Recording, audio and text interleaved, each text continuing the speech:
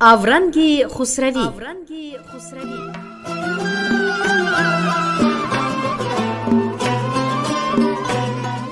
اورنگ خسروی آینه صنعت عالی مضمون خلق تاجیک. اورنگ خسروی مبلغ سرود و آهنگ‌های دلاویز کلاسیکی. اورنگ خسروی بیانگر زندگی نامه عالمان صنعت شناس و هنرمندان بزرگ آریای نژاد.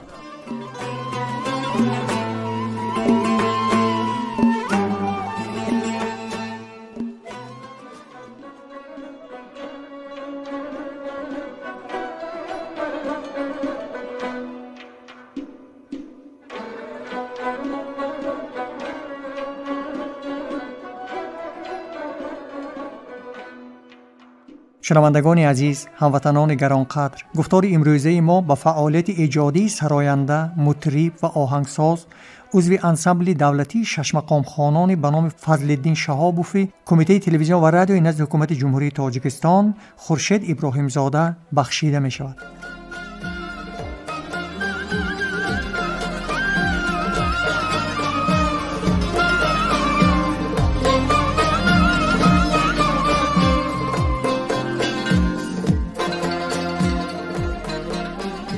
در جوانی سعی کن گر بی خلل خواهی عمل، میوه بی نقصان بود چون از درخت نوبر است. شنوندگان عزیز، این حکمت مولانا عبدالرحمن جامی هدایت نامه به جوانان نوجو و نوسفر دنیای هنر و علم و ادب است. خوشبختانه قسمت زیادی جوانان تاجیک ماهیت این پند پدرانه مولانا عبدالرحمن جامی را سری وقت و خوب درک کردند. یکی از آنها سراینده جوان خورشید ابراهیم زاده است. نامبرده در حقیقت مهارت بلند سرایندگی و آواز دلچسب دارد. او از مکتب هنری استادان معروف بای محمد نیازوف، احمد باباقولوف، برنا اسحاقوف، جوربک مرادوف، جوربک نبیف، برهان محمد قولوف، مستانه ایرگشی و عبدولی عبدالرشیدوف و دیگران به طور دلخواه بهره‌ور شده است و در پیروی سرود و آهنگ‌های خلقی و استادان هنر آهنگ‌های جذاب ایجاد کرده است.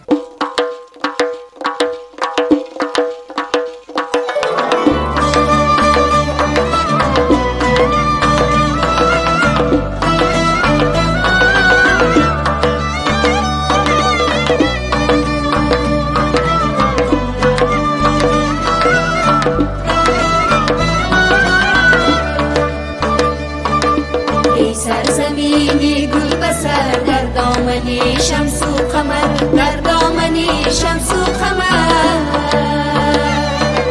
خواهم بمانی جلوگر با نصرتی فیضی سحر، با نصرتی فیضی سحر. دل در هوایت پر زند، سر بر سری اختر زند، سر بر سری اختر زند. از دامنی اندیشه ها دریافته نوری بسر، دریافته نوری بسر. از دامنی اندیشه ها دریافته نوری بسر، دریافته نوری بسر.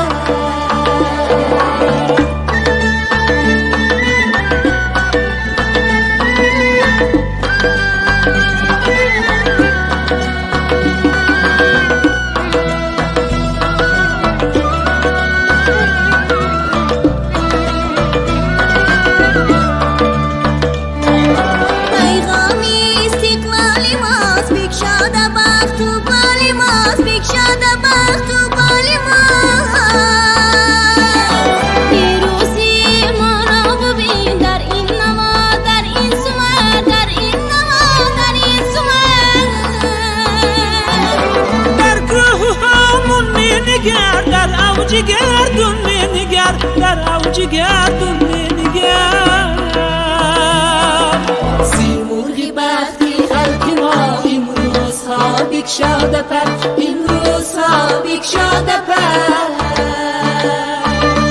سیمرغ بختی خلق ما امروز ها بگشاده پر، امروز ها بگشاده پر.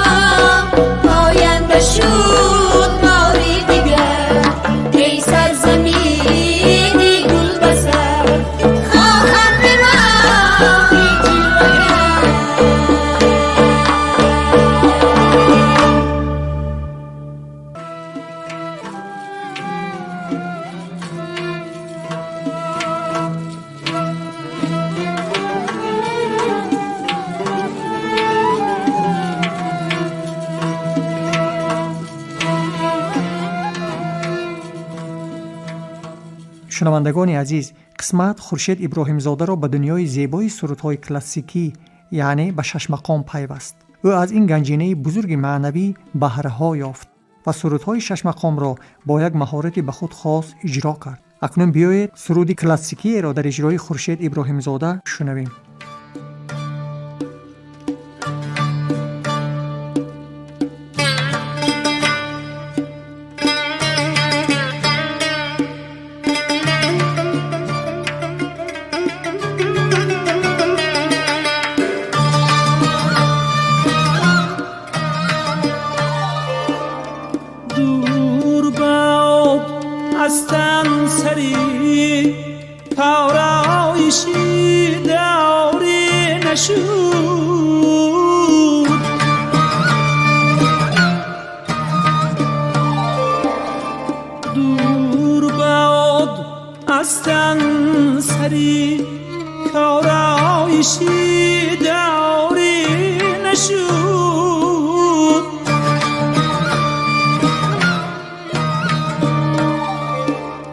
بیشکند دستی که خم برگردنی یاری نشود.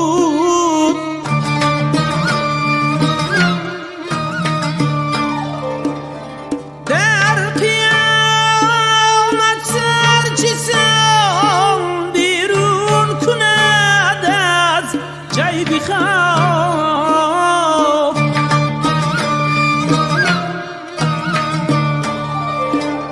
سینه ای آن کس که داغی لعل رخساری نشد.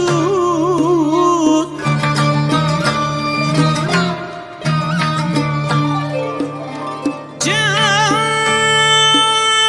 در نظر شاهد نداری دیده از عالم بپوش.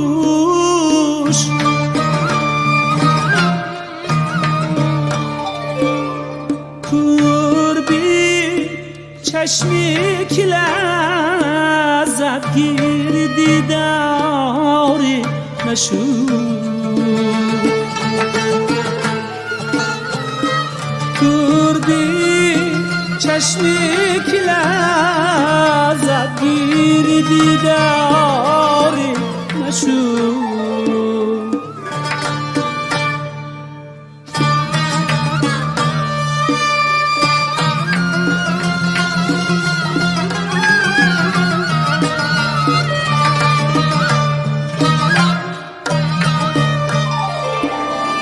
صد بهار آخر شد و هر گل به فرق جا گرفت.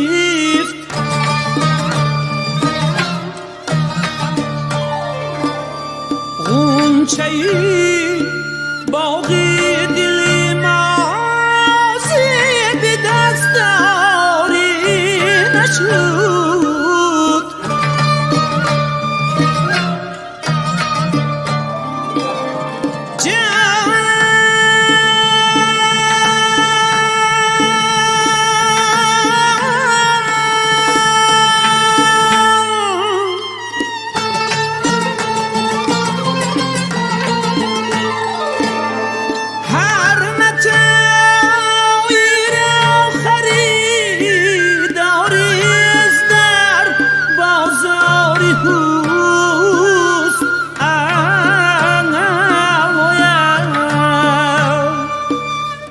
پیر شد زیبون سورا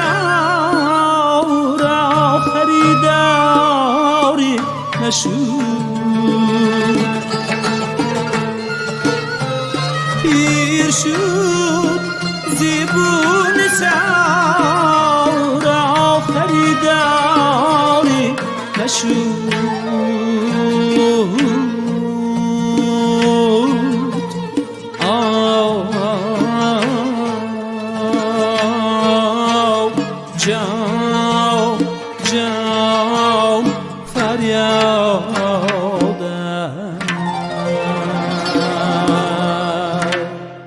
شنوندگان عزیز، ما با قهرمان برنامه خورشید ابراهیمزاده صحبتی داشتیم. بیایید حالا آن صحبت رو با هم شنویم. برادر عزیز، به درگاه رادیو فرهنگ به محفل ما خوش آمدید. ما دیدار شما شادیم. تشکر، سلامت باشید. ما از شما همچنین یک جوان هنرمند، جوینده و بسیار خوشخلق افتخار میکنیم، چون که یک صفتی هنرمند باید خوشخلقی باشد، مهربانی باشد، بعد بسیار فروتنی باشد. خوشبختانه همین صفات در شما هست و من از نام شنوندگان عزیز شما رو با آمدن فصل بهار با نفس‌های گرم بهار تبریک میگویم و بسیار میخوام که صحبت من بهارانه باشد، یعنی آموزنده، عبرت بخش. من پیش از همه میخواستم بفهمم که همین در نگاه شما سرود و موسیقی همچون یک گنجینه معنوی ملت چه ارزش دارد؟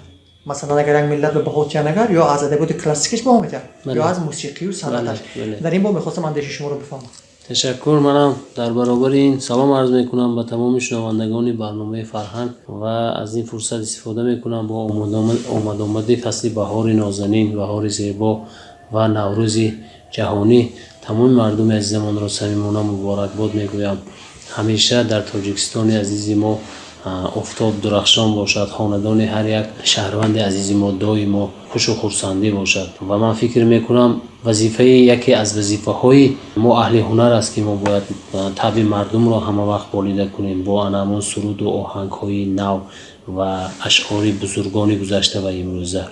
چقدر که شما در بالا قید کردید، در حقیقت این چی گویم موسیقی یک دریای بیکنار است، تمام عموما موجودات عالم را تربیه میکند.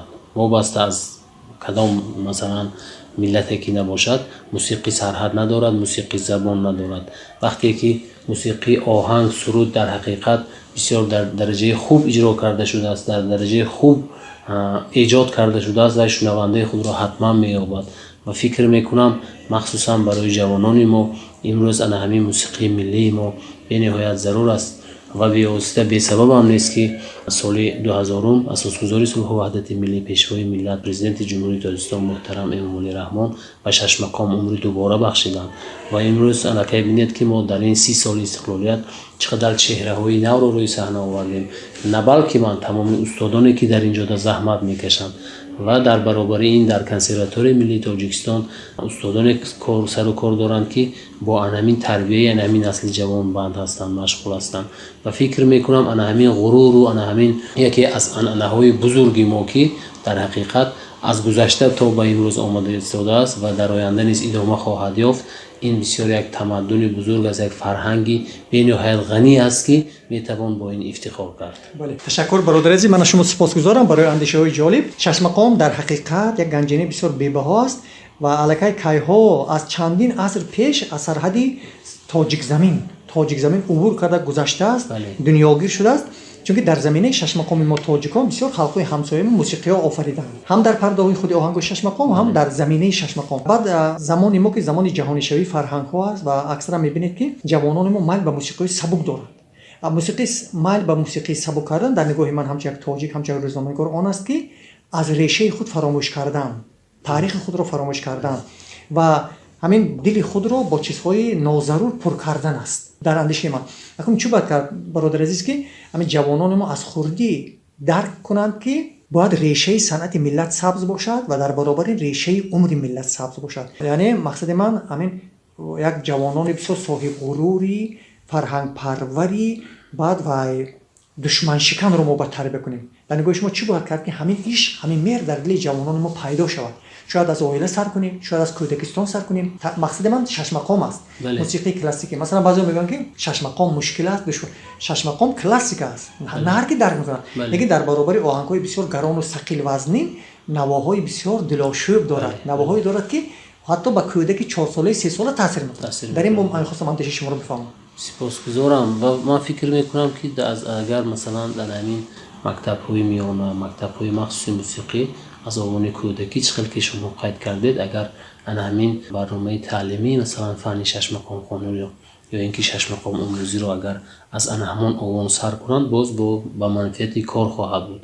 زیرا که مثلا من فکر میکنم یکی از سبب‌های دیگر این است که مثلا ما پیوسته باید طریق تلویزیون و رادیو برنامه‌های زنده به استفاده فنگرام، سرود و آهنگ‌های جالب رو منظور تماشابین باید گردد. یک عیب رو من در حقیقت عیب در خود هنرمندان هم هست، در خود ما هم هست که شاید ما چیزهای آهنگهای جذاب و خوب رو ممکن به شنونده رسانیده نمیتوانیم. شاید این سبب هم باشد که مثلا جوانان به این دست نمیزنند. لیکن امروز من مثلا با کمال افتخار گفته میتوانم که هستند جوانان که در حقیقت خواهشمند و ذوقمند بسیار هم همین موسیقی سنتی هستن، میخوان ادامه دهن در آینده، پیروی کنن به این یا اون استاد و در آینده این مکتب بزرگ رو ادامه دهن. البته در برابر این خوب میشده بود مثلا در همین مکتب‌های میانه، در مکتب‌های موسیقی مخصوصا همین فنی مثلا موسیقی سنتی رو وارد میکردن، البته از آوان کودکی معلومات پیدا میکرد. بله. و البته تصوراتش نسبت این فرهنگ بزرگ ما دیگر خیلی میشد. بله. و آدمی که به سن بلاغت هم رسید، جایی که اون سرودهای سبک رو مثلا مضمون مندرجهش مثلا کوتاه هست، مثلا مضمون مندرجه مثلا انیق ندارد، بسیارتر میل میکنن به سرودهای کلاسیکی، زیرا که در اینجا همه پند و نصیحت است. بزرگان ما هم کلاسیکان گذشته و هم شاعران معاصر امروز همه در شعر و اشعارشان بابت عشق، بابت مهر و محبت نسبت به وطن عزیز خودمان گفتند که در حقیقت انسان به زندگی دلش را گرم میکند که ما این شعر و غزل ها را توسط آهنگ به شنونده میرسانیم. برای همین من فکر میکنم که یکی از راههایش همین است، هم در مکتب ها مثلا و هم از جانب هنرمندان باید شعر و غزل های بسیار عالی انتخاب کرده شود، سرودهای آفریده شود که در حقیقت جوابگوی این زمان باشد. تشکر. و در حقیقت آنچه که گفته باید در مد نظری هر یک صاحب وطن باشد، نوبت از هنرمند بودن یا نبودنش. بله. گذشته از این نباید فراموش کنیم که پیشوای ملت محترم امام علی رحمان در حقیقت فداکارانه کاری کردند که ما آرزو داشتیم. بله. در تاریخ عملی نشده بود و در زمان صاحب استقلالی عملی شد. بله. مثلا مقام دادن به یکی از گنجینه‌های های ملت، 6 مقام، مثلا انسامبل دولتی 6 مقام تاسیس یافت. اکنون وقتی عمل است. یعنی چی؟ یعنی ما با در بین مردم باشیم. در حقیقت ما امروز همین جستجو، یک کاوش، تحولات رو در بین حافظان و آهنگسازان کم مشاهده میکنیم. شاید عاملایی باشد که ما درک نمیکنیم، لیکن هر آینه محض به خاطر بقای ملت، بقای فرهنگ ملت، حافظان ما، آهنگسازان ما باید جستجو کنند، متحدانه. مثلا دست جمعانه از یک گریبان سر برآورده، چون که به هر مشورت کارها به سامان کرد، هر چه دشوار بود آسان کرد. میگویم مولانا جلال الدین بلخی. و عیب است که ما همین گنجینه بزرگ رو از مد نظر دور مونیم یا که مثلا حواله به تقدیر کنیم. این گناه نابخشیدنی است. از این رو خوب میشه پدر و مادران هم در این با میاندیشیدن. مثلا خریدن یک اسباب موسیقی در مشکل نیست در خانه. بذار تنبور باشد، بذار رباب باشد، بذار نای باشد. نه امروز میدونید گپ سری اون است که مثلا در مکتب‌های موسیقی، مکتب میانه مخصوص موسیقی در خودی کنسرواتوار ملی تاجیکستان، در دانشکده دولتی فرهنگ و صنعت یک چند اسباب‌ها از جانب مثلا وزارت فرهنگ بیاسته با دستور سپارش حکومت جمهوری تاجیکستان خریداری کرده شدند و این اسباب‌ها رایگان تقسیم کرده می‌شود.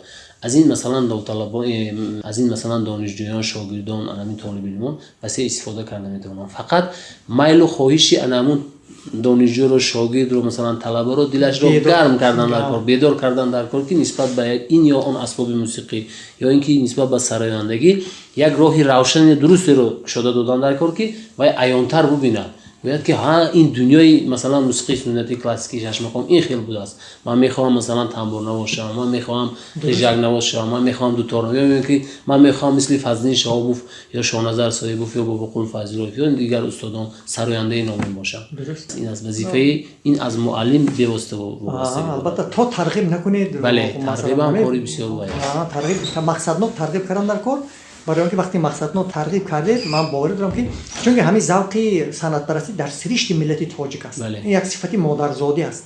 اگر خیلی نمی بود نیاگان ما 6 مقام این موسیقی بی‌نظیر رو نمی آفریدن، قدرت آفریدن هم نداشتن. همین یک صفتی بسیار برجسته ای که خدا داد است در سرشت ملت ما هست، همه رو باز کردن، شدن نکرد. یک چیز دیگر هم بسیار مهم است که مثلا ما از پدر شما افتخار میکنیم، از مادر شما افتخار میکنیم که مثل شما یک هنرمند تربیت کردن. آیا تا امروز سرودهایی که شما خواندید، اجرا کردید، آهنگایی که خودتان آفریدید، شما رو قانع میکنه؟ البته بدونید هر یک سرود و آهنگ کیفیت و مثلا یک روش خود را دارد و من یک سرود مثلا اگر امروز ایجاد کردم، این همه موفقیت و افتخار رو من زحمت و تلاش مثلا استادانم میدونم، زیرا که ما رو چنین تربیت کردن که فردا باید شما ایجادکار باشید. در برابر هنرمند سراینده بودن، مثلا باید هنرمند باید ایجاد کند خودش. هستن مثلا هنرمندانی که در حقیقت هنرمند اصیل هستند لیکن ایجادکار نیستند. باز هستن نفرایی که در حقیقت هنرمند اصیل سراینده خوب هستند لیکن آموزگار نیستند. مثلا یا این خیلی یا این خیلی. کم در کم هستند مثلا هنرمندایی که هم خود ایجاد میکنند و هم خوب سراینده خوب هستند. بله. من تلاش دارم در این جاده مثلا طولی چند ساله که مثلا در جاده مثلا موسیقی 6 مقام سر و کار دارم، پیوسته میآموزم. امروزها من مکتب‌های بزرگی استادان تاجیک مثلا معروف خوجا بهادروف، حاجی عبدالعزیز رسولوف، صادرخان حافظ، بای محمد نیازوف، نریا امینوف، برنا ایساقوف یا اینکه گیریم حسین نصرالدینوف، همین دو سه روز پیش یک سرودی استاد حسین نصرالدینوف را زمزمه کردیم. چرا آن را ما باید زنده نکنیم؟ در حقیقت سرودهای ماندگار است. این را به شنونده امروز باید با یک نگاهی نه باید رسانید که باید دانند که من استادای بزرگی ما همین خیلی سرود و آهنگ آفریده توانستند. در همین رویه در همین جاده پیروی به کار و فعالیت آنها ما باید در نوبت خود چنین سرود و آهنگ را تولید کرده توانیم که مثلا از جانب مخلصان خوش پذیرفته شود. در این جاده من پیوسته شب و روز فکر دارم، تلاش دارم و یک سرودی که ایجاد کردم البته با این قانع شدن البته این چی گویم برای هنرمند مثلا از یک سرود خود البته این مدامی که از جانب شنونده خوش قبول کرده می شود این باید یک افتخاری بزرگ است، لیکن باید موز دیگر سرودها را اجرا کنیم. مثلا دیروز به دستم رسید کتابی استاد که نو از چاپ آمده از استاد جلیبگ نبیوف یا اینکه استاد جلیبگ مرادوف یا اینکه استاد مرادبگ نصرالدینوف خاصیتی زرافشانی کتابشون رو برگردان کردم. زیاده از 200 300 سرود رو به نوت بعدوار گرفته مثلا به نشر دادن. این از این چرا افتخار نکنیم؟ از اون باید وسیع استفاده کرد. از اون مثلا از درونش مثلا باز جستجو کرده به شاگردان و مزاندان خودمو درباره ببینیم باید میسریم. ما چنین یک نقشه هم داریم مثلا از این استاد از این یا آن استاد پیوسته سرودها رو انتخاب میکنیم. در همین برنامه‌های تلویزیونی یک برنامه بسیار خوبی از در تلویزیون سفینه برنامه فضا پورا به طور زنده اجرا کرده میشود. پیوسته ما 4-5 سرود از استادان و از ایجادات خود یک دو تا همراه میکنیم، همراه شاگردان و خودمون هنرنمایی میکنیم. و یک پیشنهاد هم دارم که مثلا در رادیوی فرهنگ، در رادیوی تاجیکستان، در دیگر رادیوها یک همین خیلی برنامه باید ترتیب داده شود، مستقیم هم باشد و به طور زنده باید باشد. این خیلی برنامه ها بسیار است من میدونم، لیکن همین چنین شود که گویا که رنگی مسابقه، لیکن مسابقه هم نیست. باید هنرمند از یکدیگر الهام گیرد. مثلا امروز یک نفر برآمد کرد با یک لحن زیبا، با یک غزل‌های نو، با یک شعر و ترانه‌های امروزه، مثلا با اسباب‌های موسیقی ملی. پگاه فردا یک هنرمند دیگر مثلا این میدونید این برای هنرمند برای جستجوی و برای پیشرویش بسیار کمک خوب خواهد کرد و من امید دارم که این حتما جاری کرده می شود.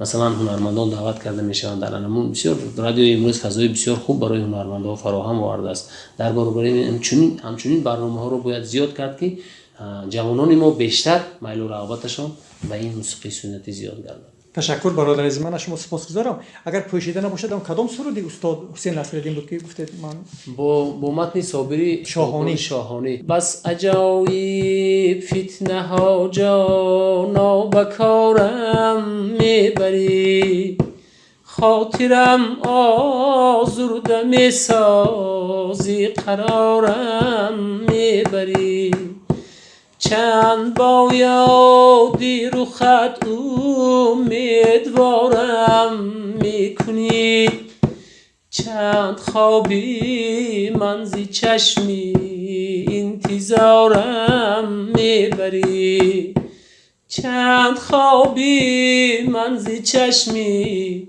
انتظارم میبری. تشکر، سپاسگزارم. من شخصا هم یک برادری کلانه از شما افتخار میکنم. تشکر. من افتخار میکنم با معنی که یک دادری من پیروی بزرگان ملت من هستند. از این رو کارهای آینده به شما پیش از همه سلامتی میخوام، تندرستی، چون که میگن من تنی صحت بیخ دولت. تندرستی باشد همه آرزوی آدم عملی میشه. گذشته از این برایتان سعادت عائلوی، یک خاندان تنج و آرام و آسوده با کامیابی‌های بسیار بزرگی ایجاد تمنا میکنم.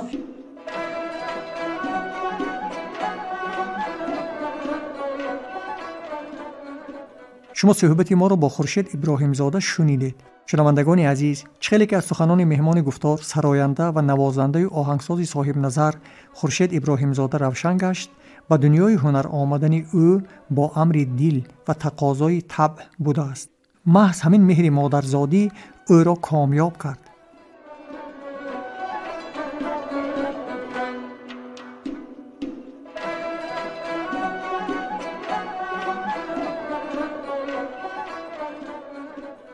ما با خورشید ابراهیم زاده روزگاری آباد و آسوده و پرواز بلند ایجادی آرزو میکنیم. بگذار سرودهای او پیغام رسان مهر و عشق و دوستی و برادری باشند و در همه جا صنعت گرانبهای خلق تاجیک را ترغیب کنند. شما برنامه نوبتی اورنگ خسروی را شنیدید. آن را برایتان عبیدالله اکرمزاد و نگینه خیرالله آماده کردند. شاد و سربلند و خانه آباد باشید.